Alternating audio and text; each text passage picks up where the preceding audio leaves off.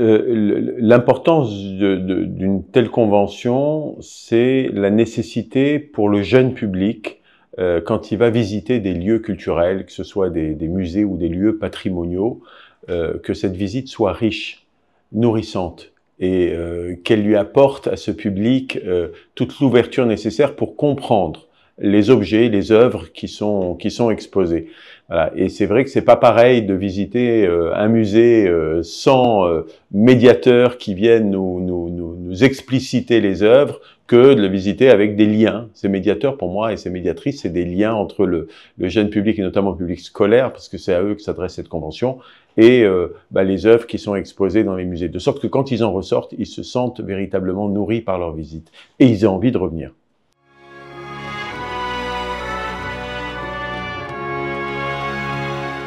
Alors, permettez-moi d'abord de commencer par le commencement. Cette fondation, cette convention avec la Fondation des Jardins Majorelle, elle est cruciale. Elle est cruciale parce que les Jardins Majorelle, c'est à la fois les jardins eux-mêmes, c'est le musée des arts berbères Pierre Berger, et puis c'est le musée Yves Saint-Laurent. Ces trois lieux emblématiques de la ville de Marrakech, ces trois lieux qui sont extrêmement visités par des centaines de milliers de personnes chaque année, et puis par notre jeunesse. Notre jeunesse y va, il y a des classes qui y vont déjà et qui visitent ces trois lieux. La Fondation des Jardins Majorelle, en la personne de son président, Madison Cox, fait confiance à la Fondation Alizawa pour rendre les visites de ces lieux encore plus attractives, notamment pour le jeune public, je précise, à travers toute une série d'activités de médiation culturelle. Ça veut dire que les jeunes qui vont venir visiter ces lieux, par le biais des actions que va entreprendre la Fondation Alizawa de médiation culturelle, vont pouvoir faire des ateliers, par exemple de peinture, de découpage, de dessin, si on parle du musée Yves Saint-Laurent, vont pouvoir faire des ateliers de jardinage, si on parle par exemple des jardins du musée Jardin Majorelle. Donc véritablement, c'est une plongée inclusive dans ces visites qui vont prendre du sens, qui vont donner un sens nouveau finalement à la manière dont ces jeunes vont appréhender le lieu, vont appréhender les œuvres, les artistes qui sont exposés. Et c'est véritablement crucial, parce que je le sais pour avoir fréquenté dans ma jeunesse plusieurs fois des musées, je sais que quand on nous donne le petit casque audio, quand on nous donne les explications de texte qui vont avec, on voit les œuvres différemment. Là, ce sera encore mieux parce que grâce à l'Académie des métiers de la culture qu'a créée la Fondation Alizawa, on a formé des médiateurs et des médiatrices culturelles. Et ces médiateurs vont se mettre au service de la Fondation des Jardins Majorelle pour donner une autre vision de ces lieux que notre jeunesse va visiter.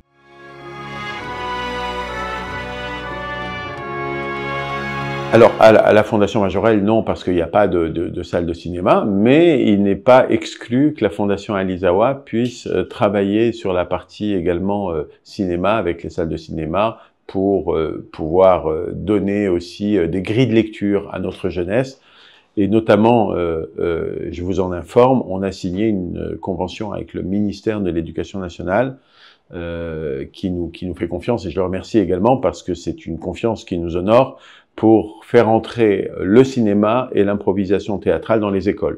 Donc là, c'est pas les écoles qui vont venir jusqu'à nous ou dans les lieux culturels qu'on vient de citer, mais c'est la Fondation Alizawa qui va entrer dans les écoles et qui va permettre au public marocain de se frotter à l'improvisation théâtrale, qui va permettre au jeune public également de se frotter à des œuvres patrimoniales nationales et de voir des films avec un esprit critique, de poser des questions à travers des dossiers pédagogiques. Les professeurs vont être formés pour ça.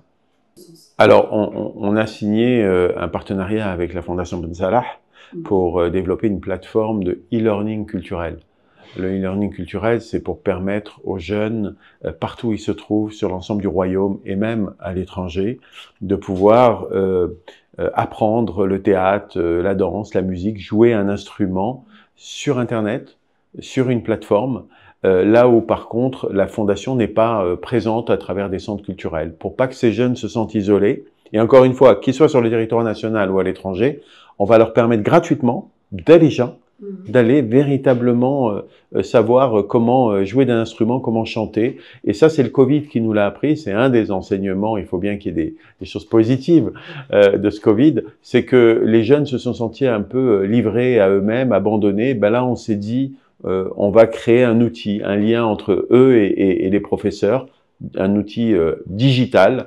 Et pouvoir prolonger l'expérience qu'il y a dans les salles de cours de la Fondation Alizawa et de nos centres sur Internet.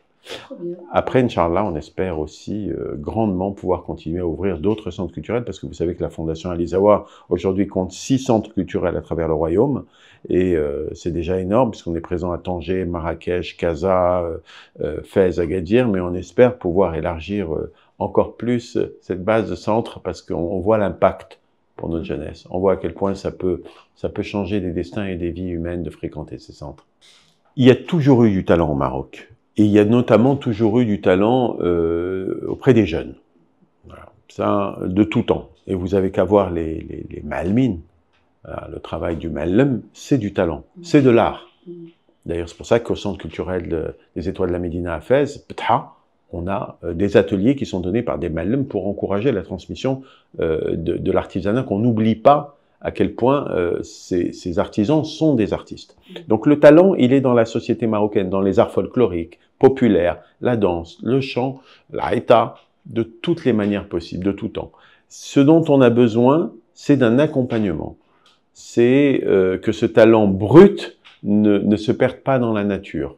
C'est qu'il soit véritablement structuré dans une démarche d'ingénierie culturelle, et c'est le travail de la Fondation Alizawa pour permettre pas de le museler, de l'encadrer, de l'accompagner, et pour que ces jeunes puissent aussi voir dans leur talent, parfois, pour certaines et certains d'entre eux, un moyen de subsistance, un emploi. Parce que moi, je crois aussi à l'inclusion économique par les arts et la culture.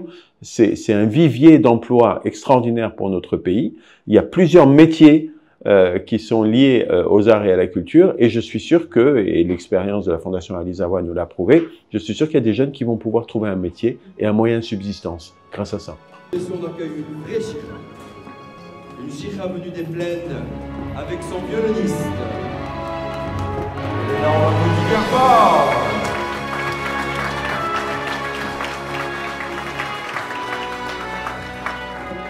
Comment tu t'appelles?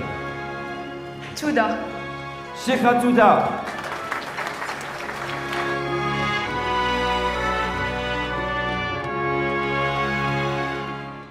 Everybody Loves Touda, c'est d'abord un film sur des femmes qui sont des héroïnes, pour moi, les Cheikhats, et qui sont aussi des artistes, il faut pas l'oublier, et c'est aussi une façon de dire ces femmes ont joué un rôle dans l'histoire de notre pays, un rôle central. Elles ont porté un chant, porté un cri, la haïta, à travers les décennies, à travers les siècles, parce qu'elles sont apparues pour la première fois au XIVe siècle, après elles ont disparu jusqu'au XIXe siècle, et au XIXe siècle elles sont réapparues avec des figures célèbres comme Kharboucha, et l'idée c'est de raconter l'histoire de l'une d'entre elles de nos jours, aujourd'hui, et à travers son combat, à travers son parcours de vie, de dire à quel point ces femmes ont joué et continuent à jouer un rôle très important dans la société marocaine, dans l'histoire ancienne, dans l'histoire contemporaine et aujourd'hui.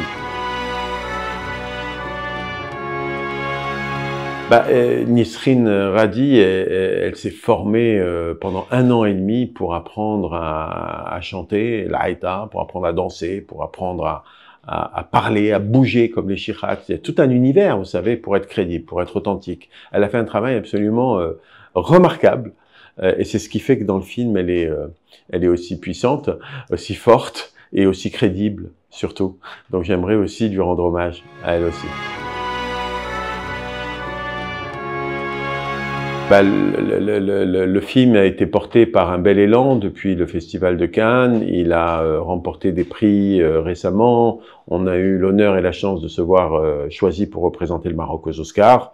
On va présenter le film en avant-première au public marocain au Festival de Marrakech, en soirée de gala. Et il va sortir dans la foulée le 11 décembre dans toutes les salles du Royaume. Je vais évidemment l'accompagner pour toutes ces étapes importantes de la vie du film. Et c'est ça mon projet.